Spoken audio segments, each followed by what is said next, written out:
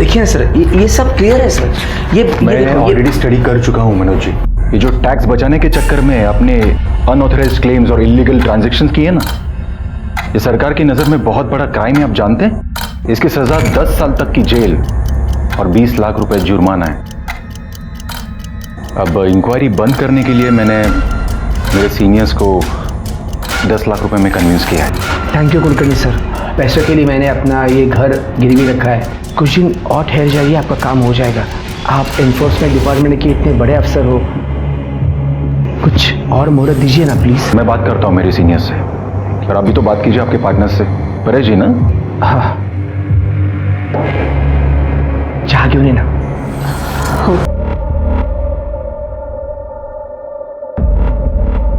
मनोज जी, आपकी बेटी वैष्णवी कहाँ है? वो दिखाई नहीं दे रही। बहुत खूबसूरत है वो अपने दोस्त के घर पर गई है, कल आ जाएगी। सॉरी टू से मनोज जी, पर आपको बिजनेस करना नहीं आता। याद रखिए, प्रॉफिट और लॉस के बीच में, बिल्कुल बीच में एक बहुत ही थिन लाइन होती है जिसे कॉम्प्रोमाइज कहते हैं। खैर, आपकी ये चाय तो मैं बाद में पी लूंगा। Thank you.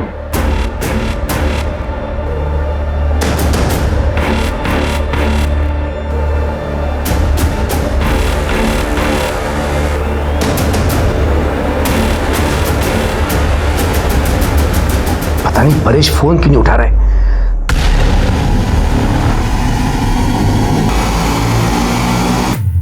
नमस्कार, मैं सोनाली कुलकर्णी आपका स्वागत करती हूँ क्राइम पेट्रोल सतर्क के इस नए अध्याय में। किसी ने सच ही कहा है, किसी भी देश की तरक्की, अस्मिता उस देश में रहने वाली नारी की स्थिति से नापी जाती है। आज हम एक ऐसा rarest of the rare case लाए हैं जो रिश्ते और विश्वास की परिभाषा के बिल्कुल विरुद्ध है। एक ऐसा घिनौना सच जिसकी हम कल्पना भी नहीं कर सकते। सिंधुदुर्ग के सावंत नगर में वैष्णवी गायकर रहती थी। उसके सपने बड़े और उम्मीदों से भरे थे। आखिर क्या हुआ था उस मासूम लड़की के साथ, जिसके लिए उसे मौत से भी बदतर सजा दी जा रही थी?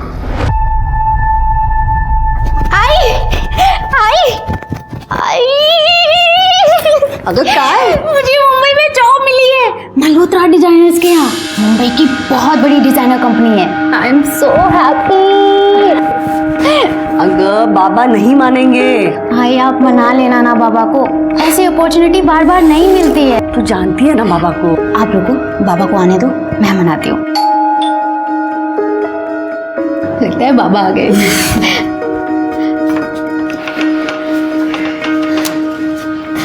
हाँ हाँ, आज भेज देंगे आज।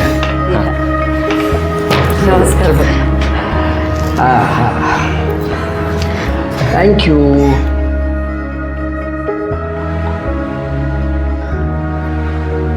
बाबा, मुझे मुंबई में जॉब मिली है, हफ्ते भर में निकलना होगा।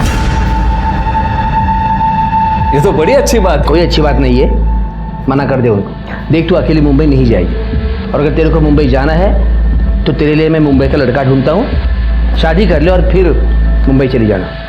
पर बाबा, कैसी बात कर रहा है मनोज? बच्ची जिंदगी में आगे बढ़ रही है और तू उसके पैरों में शादी की बेड़ियां बांध रहा है। परेश, तुला माहिती राहू नहीं द्या है। भाऊजी, ये नहीं समझेंगे।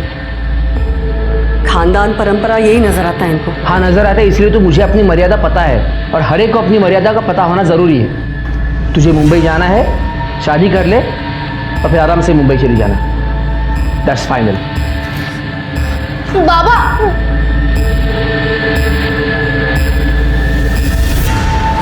तुम्हें कल ही मेरे बाबा से शादी की बात करने के लिए आना होगा। कल?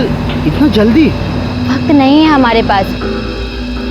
बाबा, मेरी शादी कहीं और तय कर दें, इससे बेहतर है तुम ही आ जाओ शादी की बात करने। अरे वैष्णवी, मुझे कोई प्रॉब्लम है ही नहीं, बस सिर्फ दादा को मनाना पड़ेगा।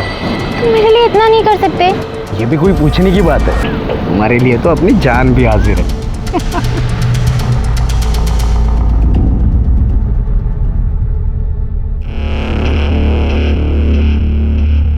वैष्णवी, अरे वाह, इतना सज धज के कहाँ जा रही है? कहीं जा नहीं रही हूँ, ऋषि आ रहा है अपने भाई के साथ घर पे शादी की बात करने के लिए, उसी का वेट कर रही हूँ। यार विपिन, हम दोनों ना दोस्त हैं, एक ही कॉलोनी में रहते हैं। ये प्यार व्यार के चक्कर में ना हमारी दोस्ती मत खराब कर। हाँ हाँ, ज़्यादा लेक्चर मत दे। All the best.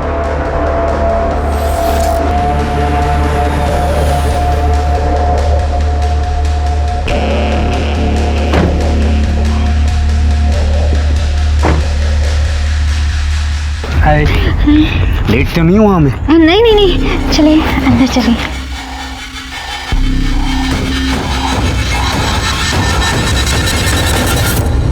मनोज बाबू, परेश बाबू, पहले हमारे बीच जो कुछ भी हुआ उसे भूल जाते हैं।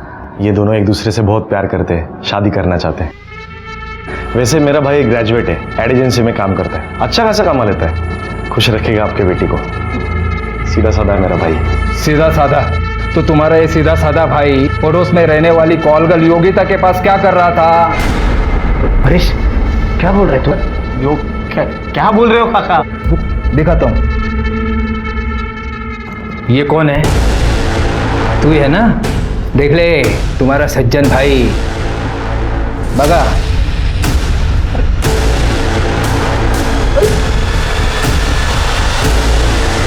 परेश, ये फोटो तुम्हारे पास कैसे आई? अरे योगा योग साला, 4 महीने पहले तुम सब लोग शिरडी गए थे।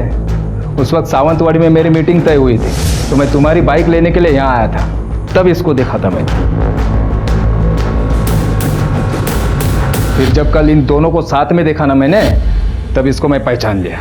आज सुबह उस योगिता के पास मैं गया था, उसी ने ये फोटो मुझे दी है। सुन, एक लड़का है ऋषि कोलवनकर, क्या तू जानती है उसे?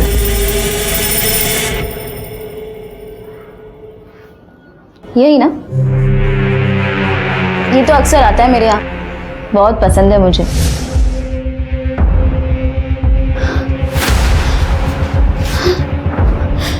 वैष्णवी, वैष्णवी मेरी बात सुनो।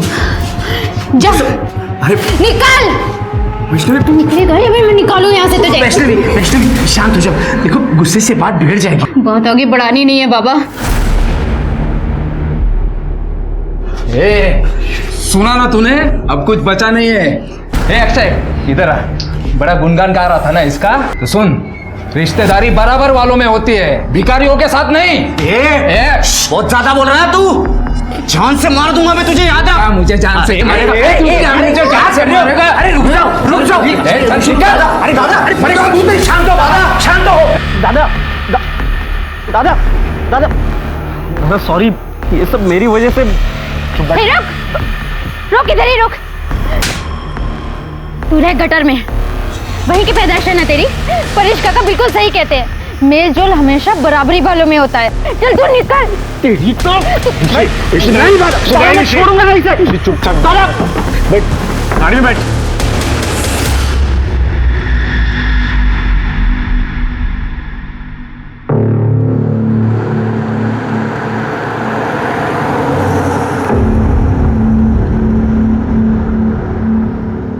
मुझे ना बड़ा मजा आ रहा है तुझे ऐसे देखने में।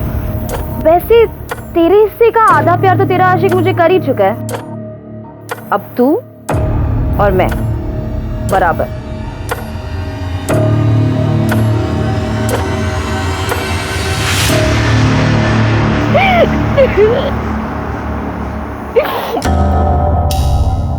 I'm so sorry काका, मेरी वजह से आपको इतना सुनना पड़ा। अरे कुछ नहीं, उसकी बातों को तू दिल पे मत ले, वो कुछ नहीं करने वाला।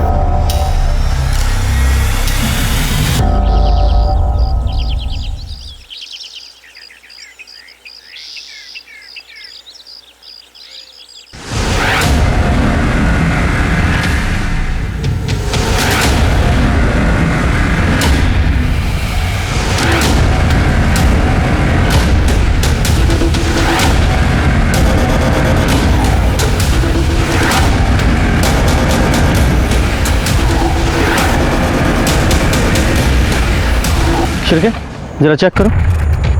और तुम लोग जरा आसपास चेक करो, कुछ मिलता है क्या? सर, इसके सर पे काफी गहरी चोट है, बॉडी पे और कहीं कोई स्ट्रगल का निशान नहीं है।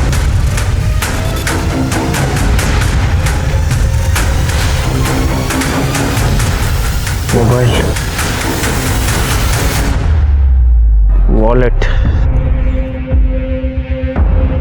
सर, पैन कार्ड, आधार कार्ड,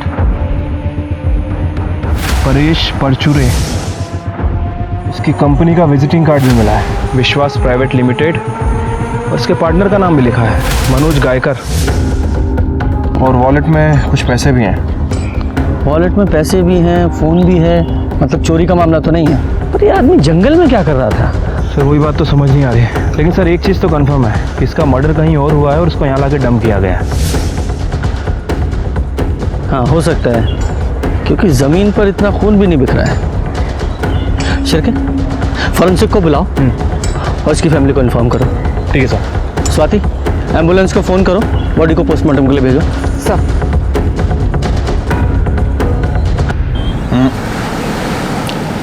वक्त बहुत कम बचा है आपके पास मनोज जी। देखिए फिर क्या है ना, ये केस अगर मेरे हाथ से निकल कर मेरे सीनियर के पास चला गया ना, तो फिर मैं भी कुछ कर नहीं पाऊंगा। कुलकर्णी सर, मैं कोशिश कर रहा हूँ। तो थोड़ी सी कोशिश आपकी बेटी वैष्णवी को भी करने दीजिए। क्या है, धंधे में एक दूसरे की मदद करना ही तरक्की का तरीका होता है। और आपकी बेटी वैष्णवी तो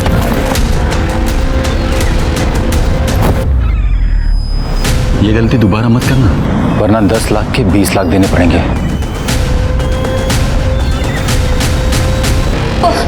परेश, परेश, परेश उठा ना। क्या क्या? परेश का खून हो गया? अरे देवा, कैसे? परेश जी को आप कैसे जानते थे? अरे सर, वो मेरे भाई जैसा था। एक्चुअली हम दोनों की एक छोटी सी कंपनी है। हमारे एरिया के काफ़ी सारे लोग दुबई में रहते हैं। वो वहाँ से पैसे भेजते हैं और हम उन पैसों को इंडियन करेंसी में कन्वर्ट करके उनके घर वालों को देते हैं 2% कमीशन काटकर। हमने सुना है कि आप दोनों पार्टनर्स के बीच में कुछ अनबन चल रही। हाँ, छोटे मोटे प्रॉब्लम्स तो होते ही रहते हैं ना पार्टनर्स के बीच में, और उसकी वजह थी सर। एक्चुअली परेश को सट्टा खेलने की आदत थी और इसकी वजह से अकाउंट से काफ़ी सारे पैसे उसने निकाले थे। बस उसकी वजह से बहुत नुकसान सहना पड़ता था। तो इस वजह से तुमने अपने पार्टनर की जान ले ली? सर, मैंने परेश को नहीं मारा, आप विश्वास कीजिए सर। एक मिनट। हाँ पूजा बेटा, वैष्णवी को जल्दी घर भेज देना। हाँ।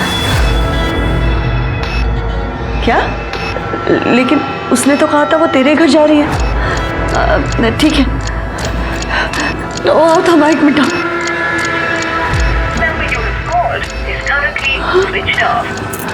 काय झालं सांगशील का?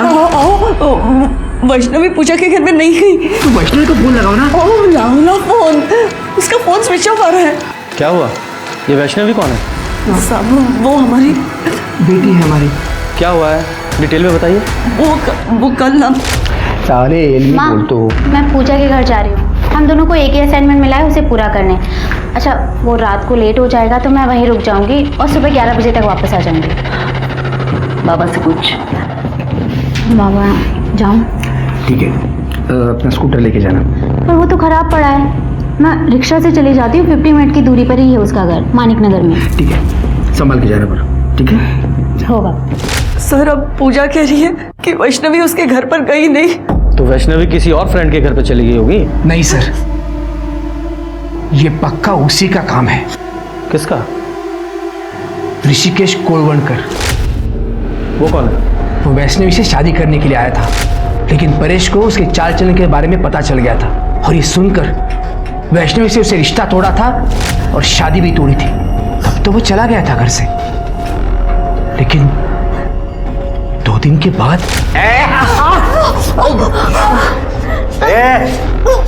तू याद रख, अगर तू मेरी नहीं हुई ना तो मैं तुझे किसी और की भी नहीं होने दूंगा। तुझे भी मार डालूंगा, खुद भी मर जाऊंगा, समझे? सर, उसे जल्दी से पकड़िए सर, कहीं वो मेरी बेटी के साथ कुछ गलत ना कर बैठे सर। आप शांत हो जाइए, टेंशन मत लीजिए। ये वैष्णवी का फ़ोन नंबर और उसका फोटोग्राफ दीजिए। चलिए दे सर। सर,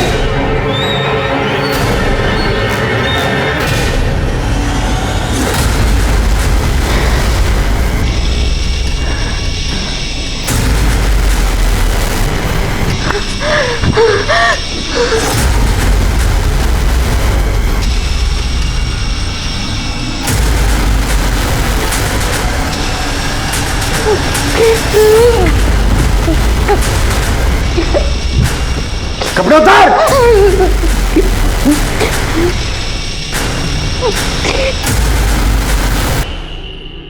शिरके, इनकी कंपनी के अकाउंट्स, सारे बिजनेस रिकॉर्ड, सारे फोन्स, उनकी लोकेशन सब चेक करो। देखो, बिजनेस में कोई किसी का सगा नहीं होता, सब एक दूसरे से फायदे के लिए मतलब रखते हैं। इन दोनों की पूरी करनी चाहिए मुझे। ठीक है सर। वैसे इस वैष्णवी के केस का क्या करना है? आप कहें तो उस ऋषि को उठा लूँ? हाँ उठाओ, लेकिन मुझे लगता है कि ये दोनों मियाँ बीवी झूठ बोल रहे हैं। झूठ बोल रहा है? एक तरफ तो कह रहे हैं कि इनकी बेटी वैष्णवी अपनी किसी पूजा नाम की फ्रेंड के साथ असाइनमेंट करने के लिए गई थी, और दूसरी तरफ ये भी बोल रहे हैं कि उसे ऋषि ने गायब किया है। अब ये बताओ, इनकी बेटी वैष्णवी खुद घर पे बोल के गई थी वो अपनी किसी फ्रेंड के साथ सारी रात रुकने के लिए जा रही है। क्यों? इसका एक ही मतलब निकलता है कि वो अपनी मर्जी से ऋषि के साथ भागी है। हो सकता है सर।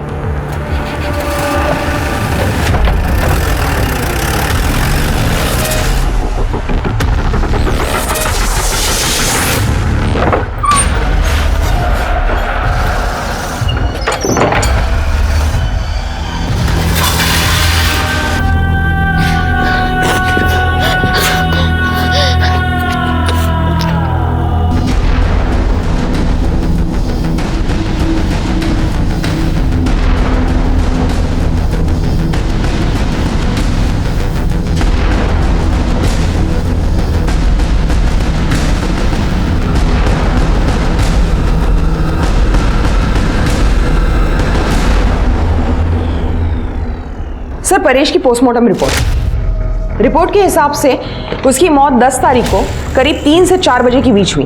उसका सर दीवार पर पटक कर उसे मारा गया। सर, उसके सर पे सीमेंट और रेत के ट्रेसेस मिले हैं।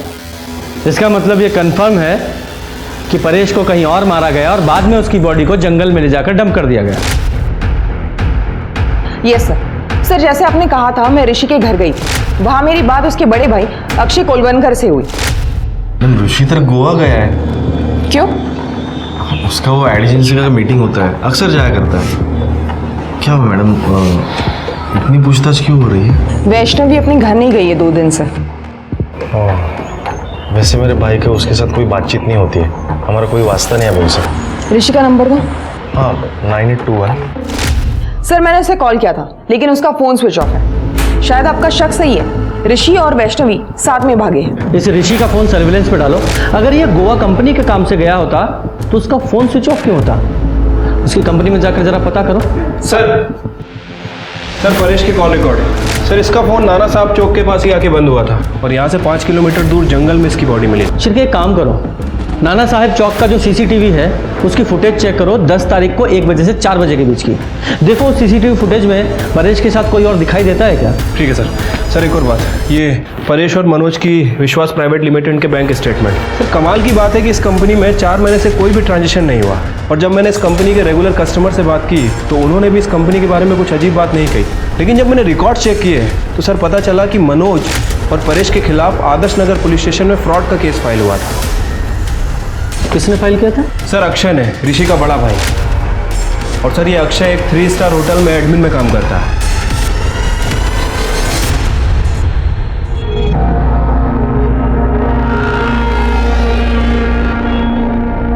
अब क्या हुआ सर? परेश परचूरे को जानते हो? उन्हें कैसे भूल सकता हूँ सर? परेश भाऊ और मनोज भाऊ, उन्होंने 1 साल पहले मेरे 3 लाख रुपए डुबाए। कैसे? सर, मैं पहले दुबई में काम किया करता था, तब मैं विश्वास प्राइवेट कंपनी के थ्रू घर पे पैसे भेज दिया करता था। तब वो 2% कमीशन लिया करते थे सर। फिर मेरी कॉन्ट्रैक्ट खत्म हुई, मैं घर पे वापस आया। फिर मैंने कैलकुलेशन की सर, उन्होंने 3% से कमीशन लिया था। 3 साल 1% ज़्यादा, मतलब थोड़ा थोड़ा अमाउंट करके 3 लाख रुपए हो गए थे सर। मैं उनसे बात करने के लिए उनके घर पे चला गया। तेरा कोई पैसा नहीं है हमारे पास। देखो परेश भाऊ, मुझे पैसों की ज़रूरत है, मुझे मेरा पैसा दे दो प्लीज़। कौन सा पैसा? तेरी जॉब जाने का फ्रस्ट्रेशन यहाँ आके मत निकाल। चल चल निकल यहाँ से। परेश भाऊ देखो, हाथ में रहो आप, गुस्सा मुझे भी आता है। क्या कर लेगा तू? अरे क्या कर लेगा? गली का कुत्ता है, कुत्ता। परेश भाऊ बात तो चल। सर, तब मैंने आदर्श नगर पुलिस स्टेशन में कंप्लेंट भी लिखवाई थी, लेकिन उसका आगे कुछ हुआ नहीं। ये मनोज और परेश ने तेरे पैसे डुबाए तो तूने परेश को रास्ते से हटा दिया? नहीं नहीं सर, वो तो 1 साल पहले की बात है। मेरी अच्छी खासी जॉब चल रही है सर यहाँ पे। एक बात बता, तुम लोगों में इतनी कहा सुनी हुई है, फिर भी तू वो मनोज की बेटी वैष्णवी का हाथ मांगने गया तेरे भाई के लिए। सर मैं जितनी नफरत उनसे करता हूँ ना, उससे कई ज़्यादा प्यार मेरे भाई से करता हूँ सर।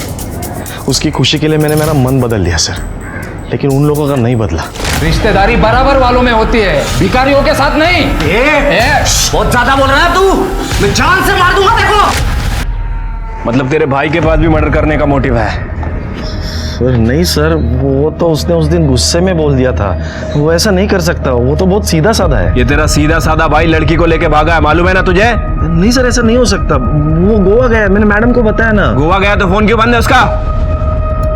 पता नहीं सर, शायद कोई नेटवर्क की प्रॉब्लम हो सकती है ना सर। उससे कोई कांटेक्ट होती है ना तो मैं खुद आपको कांटेक्ट करता हूँ, मैं सबसे पहले आपको बोलूँगा। भूलना मत, समझा?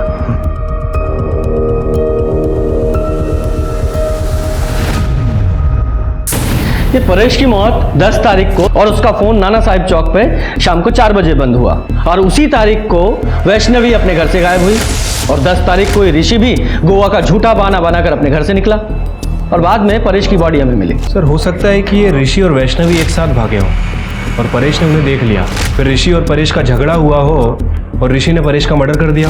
हाँ, पॉसिबिलिटी तो है, क्योंकि 10 तारीख को 1:30 बजे से 2 बजे के बीच में वैष्णवी ऋषि दोनों का फोन अपने अपने घर पे स्विच ऑफ हुआ। मतलब उन्हें पहले से पता था कि उन्हें कब और कहां मिलना है और कहां जाना है। हाँ सर, कॉल रिकॉर्ड्स के हिसाब से 5 से 10 तारीख के बीच वैष्णवी और ऋषि में अक्सर कॉल्स हुए। इसका मतलब है दोनों में सुलह हो चुकी थी। शिरके एक काम करो, ऋषि और वैष्णवी के फोटोग्राफ्स आसपास के सभी पुलिस स्टेशन में सर्कुलेट करो, बोलो जहां भी दिखे तुरंत अरेस्ट करें। ठीक है सर।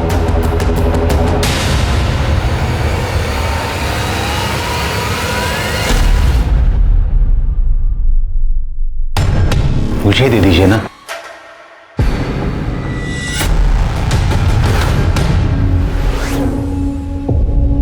वाह,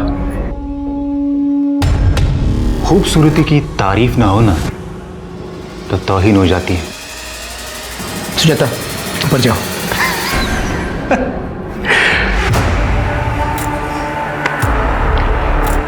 एक डील करते हैं ना मनोज जी, आपकी बेटी तो भाग गई, उसकी जगह पे आप अगर इन मोहतरमा को मेरे पास भेज दो। कुलकर्णी सर, वो बीवी है मेरी, ये कहने लो और चलते बनो। मुझे भी कैश चाहिए, 10 लाख, और वो भी 2 दिन में।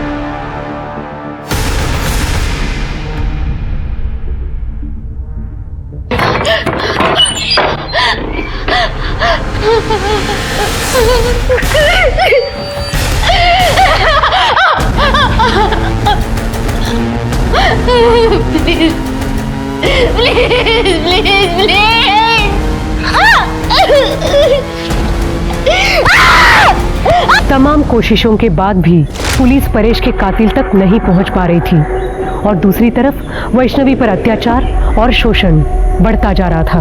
पुलिस वैष्णवी को ढूंढने की हर मुमकिन कोशिश कर रही थी, लेकिन उनके हाथ कोई कामयाबी नहीं लग रही थी। फिर अगले दिन कुछ ऐसी घटना घटी जिसने पुलिस को सिर्फ हैरान ही नहीं बल्कि सोचने पर भी मजबूर कर दिया।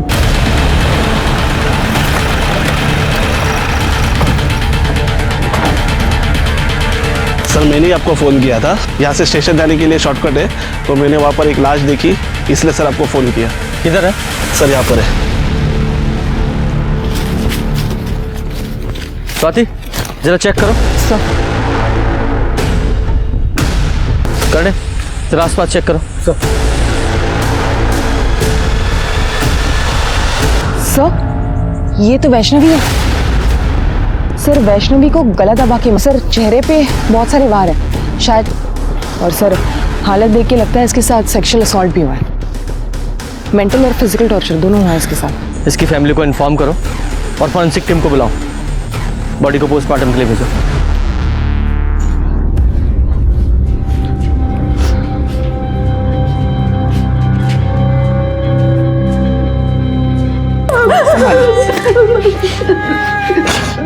विपिन ने मारा है इसको। विपिन ने मारा है। विपिन ने मारा है।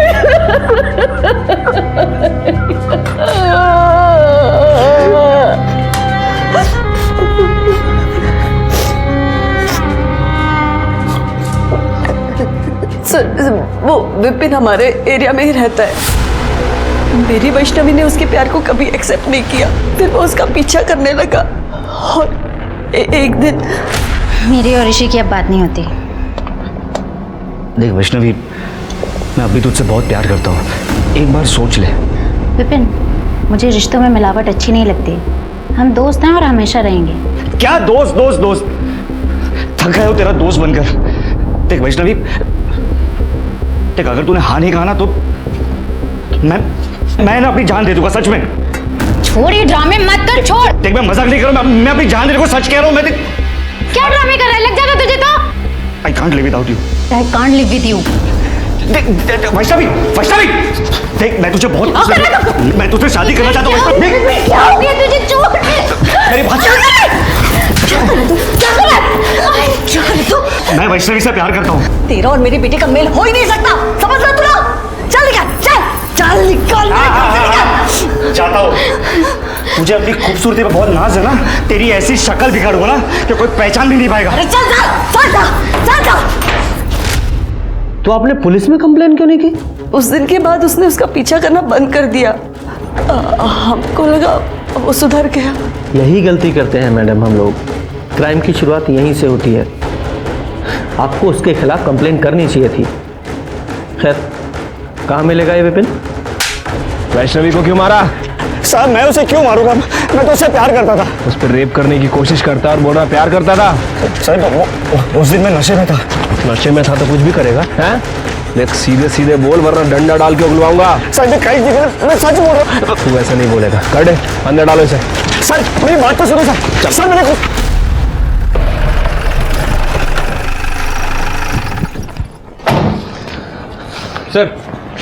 सर हमने विपिन को उठा लिया है। और सर ये वैष्णवी की पीएम रिपोर्ट।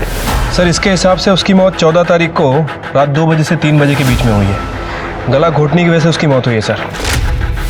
और सर रिपोर्ट में ये भी मेंशन है कि उसके साथ लगातार 4-5 दिन से सेक्सुअल एक्टिविटीज़ हो रही थी और बॉडी पे बहुत सारे मार्क्स मिले हैं। मतलब सर उसे टॉर्चर किया जा रहा था, लेकिन कहीं कोई सीमन सैंपल नहीं मिला है। एकदम जानवर है ये। जिसने भी वैष्णवी को मारा है उसके मन में वैष्णवी के खिलाफ बहुत गुस्सा भरा होगा।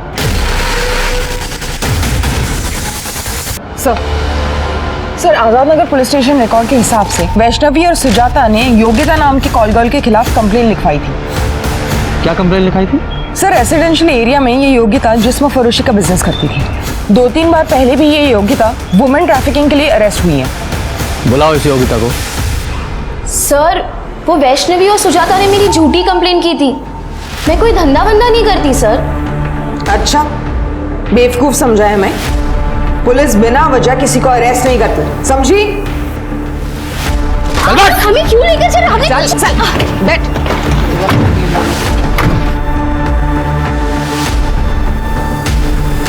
सुजाता और वैष्णवी ने तुझे अरेस्ट कराया था। तूने बदला लेने के लिए उस वैष्णवी को बेच डाला, उसे किडनैप करवा दिया और जब वैष्णवी ने वहां से भागने की कोशिश की तो मरवा दिया उसे। सर वो धंधा मैं पहले ही करती थी, अब मैंने वो सब छोड़ दिया है और वैष्णवी को मैंने नहीं मारा है सर। जब तक ये केस सॉल्व नहीं हो जाता शहर छोड़कर नहीं जाएगी। ठीक है सर। जाओ। स्वाति नजर रखना इस पर। सर हमने इस मनोज पर नजर रखी थी। पता चला है कि मनोज ने अपना घर गिरवी रख के मार्केट से 10 लाख रुपए उठाए। ये मनोज जरूर कुछ ना कुछ हमसे छिपा रहा है। हाँ सर लेकिन एक बात मैंने आपसे छुपाई है। कौन सी? एक्चुअली परेश टैक्स और जीएसटी बचाने के चक्कर में पैसों की बहुत हेरा फेरी करता था। मैंने उसे बहुत बार समझाया पर उसे कभी माना नहीं। फिर एक दिन आप लोगों को क्या लगा ये सब फ्रॉड करके आप सरकार से बच जाओगे? सॉरी सर, अब गलती हो चुकी है, आप ही बताइए क्या कर सकते हैं। 20 लाख रुपए का फ्रॉड है, इंक्वायरी तो बैठेगी। 10 साल की सजा और 20 लाख तक का जुर्माना। मैं क्या कहता हूँ, कुछ चाय पानी ले दे के मामला यहीं सेटल कर देते हैं। 10 लाख कैश। एक ईडी ऑफिसर ने आपसे रिश्वत मांगी? हाँ सर, इसीलिए मैंने अपना घर गिरवी रख के मार्केट से 10 लाख रुपए उठाए थे। नाम क्या था उस ऑफिसर का? राजेंद्र कुलकर्णी। आपके पास नंबर है उसका? हाँ। शिरके, नंबर लगाओ।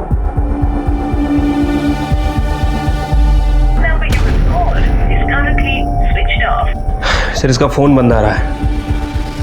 आजकल ईडी में शार्दुल दलवी है ना, उन्हें फोन लगाओ और इस राजेंद्र के बारे में पता करो। ठीक है सर।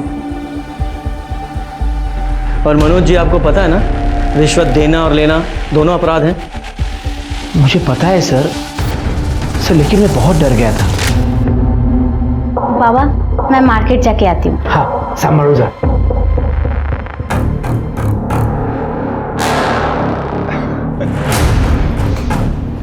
आपकी बेटी मेरा मन बहलाने के लिए कुछ दिन आ जाए तो। कुलकर्णी सर, सर उसकी मेरी बेटी पर ही नहीं, मेरी बीवी पर भी बुरी नजर थी सर, इसलिए सोचा कि उसके सारे पैसे उसको देकर मामला खत्म कर दूं बस।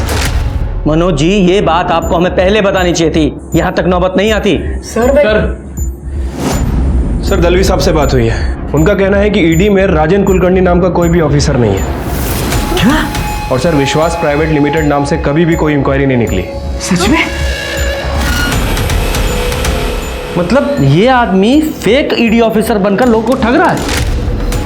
शिरके, इस नंबर को ट्रैक करो, इस नंबर की सारी कॉल लोकेशन और कॉल रिकॉर्ड चाहिए मुझे। मनोज जी, आप इस सो कॉल्ड ईडी ऑफिसर को तो अच्छे से जानते ही हैं, चेहरा कई बार देखा आपने। हाँ सर। स्केच बनवाओ। सर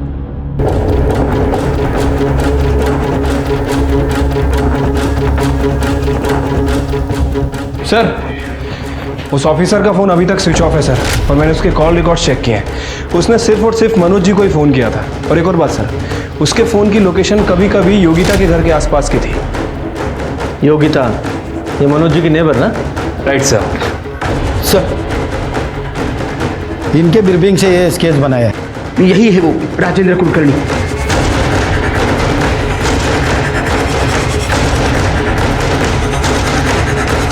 देखो, डरो मत, बताओ यही था? हाँ सर, ये एक बार आया था। ए योगिता, ये अपना पुराना दोस्त है, इसे मजा आना चाहिए।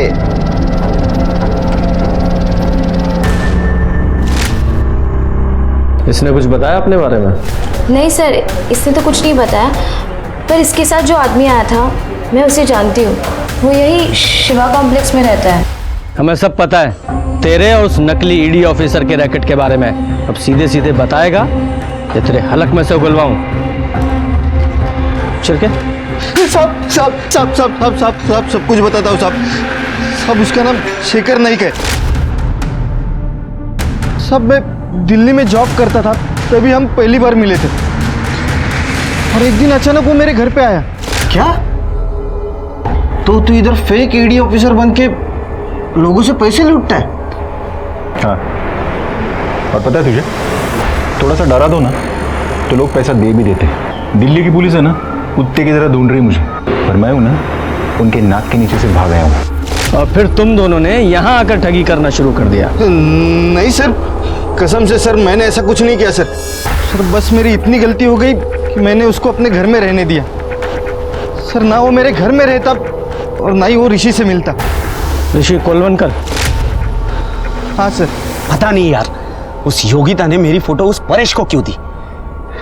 जी करता है उसे जान से मार दूं। तेरे को पता है, उस परेश और उस मनोज जी के कंपनी ने मेरे दादा के 3 लाख रुपए खाए। क्या? हाँ। कौन सी कंपनी रे? कैसे पैसे? अरे मेरा अक्षय दादा पहले दुबई में हुआ करता था ना, वो वहाँ से पैसे बेचता था इन लोगों को, ये लोग इन्वेस्टमेंट करते थे, कर दिया घपला। और जब वापस मांगने गया तो बोला कुछ नहीं मिलेगा, इनके पास कुछ भी नहीं है। और तभी शेखर के दिमाग में मनोज और परेश को लूटने का प्लान आया, और उसने उनके कंपनी में फ्रॉड बताकर उनसे 10 लाख रुपए की मांग की सर। कहाँ है तेरा वो शेखर? सर वो मुंबई गया हुआ है, कल लौटेगा। खड़े लेके जाओ इसे। हाँ साहब, सच में मैंने कुछ नहीं किया साहब, साहब कसम से। शिरके, अगर लोमड़ी का शिकार करना है तो उसे बोटी डालनी पड़ेगी। मनोज जी को फोन लगाओ और उनसे कहो कि शेखर मतलब राजेंद्र का अगर उन्हें फोन आए तो उससे कहें कि पैसे रेडी है। ठीक है sir.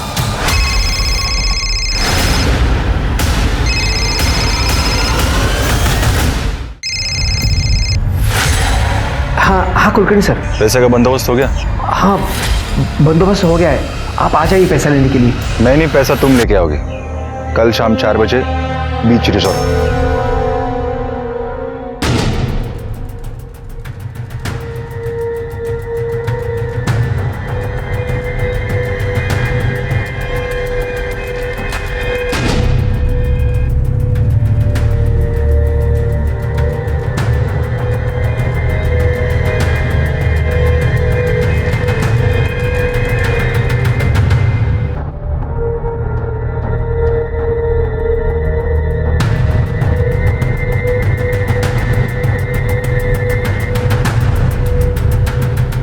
Mister Rajendra Kulkarni from ED, I card दिखाइए प्लीज। हाँ।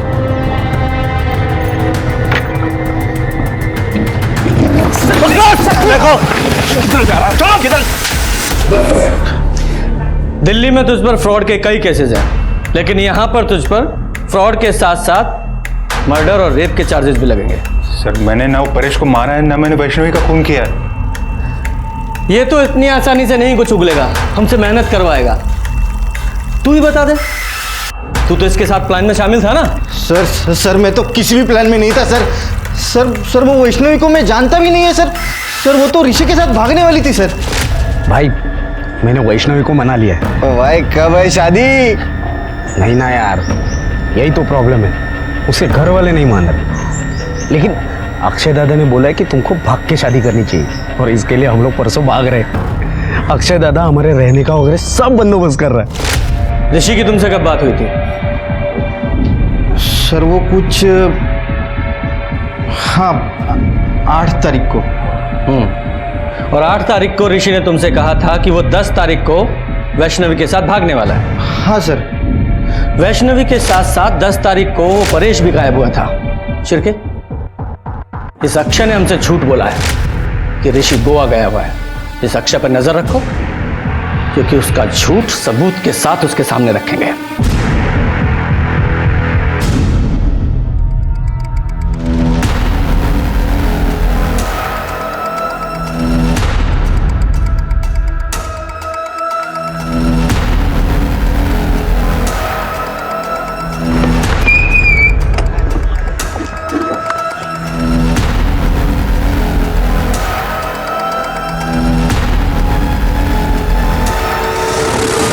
अरे दादा लेकिन हुआ क्या?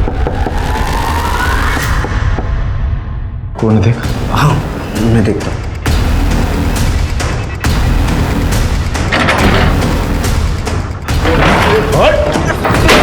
अरे साहब पकड़ो।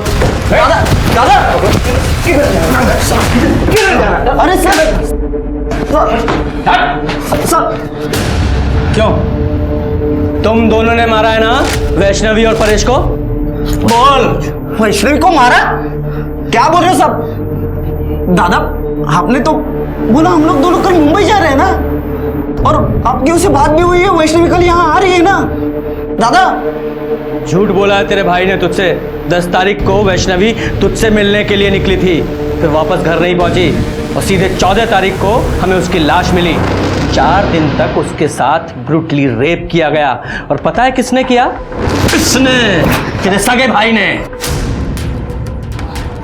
लगा हो और सच बता। शुरू से गुस्सा आ गया था मुझे, मेरे पैसे डुबाए, मेरा और मेरे भाई का अपमान किया। अब इसको 8 तारीख को फोन आया उस वैष्णवी का, उसने बोला कि फिर अपनाएगी इसे, तब मैंने प्लान बनाया। ऋषि तुम यहाँ से सीधा वर्तक नगर के लिए निकलना, मैं वैष्णवी को उसके घर से पिकअप करता हूँ और वर्तक नगर में छोड़ता हूँ। वहाँ से तुम दोनों मुंबई के लिए निकलना, लेकिन ध्यान से अपना फोन स्विच ऑफ कर लेना दोनों भी, ताकि तुम लोगों तक कोई पहुँच ना पाए। मैं पूजा के घर जा रही हूँ, हम दोनों को एक ही असाइनमेंट मिला है, उसे पूरा करना है।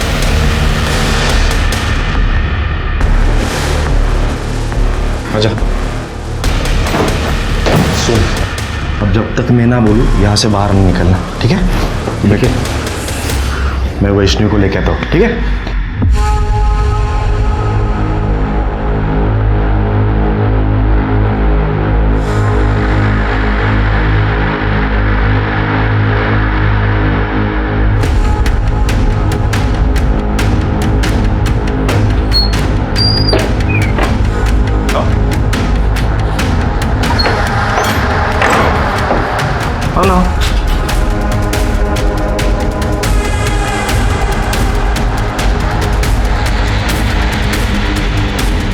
दादा, आप कहाँ लेके आए हैं मुझे? ऋषि कहाँ है? ऋषि ना नहीं आने वाला। तुम्हें सबक सिखाने के लिए मैं अकेले ही काफी हूं। तेरे बाप की करतूतों की सजा है ना, मुझे मिलेगा, समझी? हाँ? अक्षय, काका! क्या चल रहा है तुम लोगों का यहाँ? काका, ये मुझे धोखे से लेके आया है। फिर तो अच्छा हुआ मैं तुम्हारे पीछे आ गया। क्या रे, वो चर्बी चढ़ी है क्या तुझे? हाँ? तेरे देखना है मेरे में कितनी चर्बी है? मेरा पैसा डूबाएगा। ऋषि, 10 तारीख को जब वैष्णवी तुझसे मिलने यहाँ नहीं पहुंची तो फिर तू यहाँ क्यों रुका रहा? गया क्यों नहीं यहाँ से? क्योंकि दादा ने मुझसे कहा कि वो जब घर से भाग रही थी तो उसे घर वालों ने पकड़ लिया और उसके घर वाले मुझे ढूंढ रहे थे। तो कुछ दिन तो मुझे यही छुपे रहना पड़ेगा और वैष्णवी कुछ दिनों के बाद फिर से भागेगी, इसलिए मैं यहाँ रुका था सर। झूठ बोलाया, तेरे भाई ने झूठ बोला तुझसे। बता, क्यों मारा तूने वैष्णवी को? बता। गलती की सजा मिली उसको।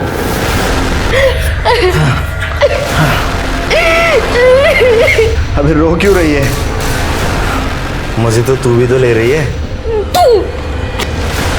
तेरी तो फेंक दिया मैंने उसके बॉडी को। मुझे ऋषि ने विपिन के बारे में बताया था। मुझे अपनी खूबसूरती पे बहुत नाज है ना, तेरी शक्ल ऐसी बिगाड़ूंगा ना कि कोई पहचान नहीं पाएगा, समझी? सारा शक उस विपिन पे जाए इसलिए वैष्णवी का चेहरा बिगाड़ दिया मैंने। ब्लेड से वार किया, बिगाड़ दिया उसका चेहरा। दादा, तुमने मुझे इतना बड़ा धोखा दिया, मैं तुम्हें कभी माफ नहीं करूंगा। तब मैं कोशिश करूंगा तुझे उम्र कैद नहीं, सीधे फांसी होगी। लेके चलो इसे। अक्षय कोलवणकर को वैष्णवी रेप केस में आईपीसी की धारा 375 और साथ ही साथ वैष्णवी और परेश के मर्डर केस में धारा 302 के तहत फांसी की सजा सुनाई गई। क्रोध अक्सर हमें गलत निर्णय लेने पर मजबूर करता है। क्रोध से अहंकार पैदा होता है और अहंकार हिंसा को बढ़ावा देता है। इसलिए क्रोधित होने से पहले उससे होने वाले परिणामों के बारे में सोचना हमारी जिम्मेदारी है। अब मैं सोनाली कुलकर्णी आपसे विदा लेती हूँ। फिर मिलेंगे एक नए केस के साथ क्राइम पेट्रोल सतर्क जस्टिस रीलोडेड में। तब तक अपना और अपने परिवार का ख्याल रखिए। आप जानते हैं कि हम सब एक मुश्किल दौर से गुजर रहे हैं। कृपया मास्क पहने, सैनिटाइजर का इस्तेमाल करें और सोशल डिस्टेंसिंग ध्यान में रखें। देखते रहिए क्राइम पेट्रोल सतर्क। जय हिंद।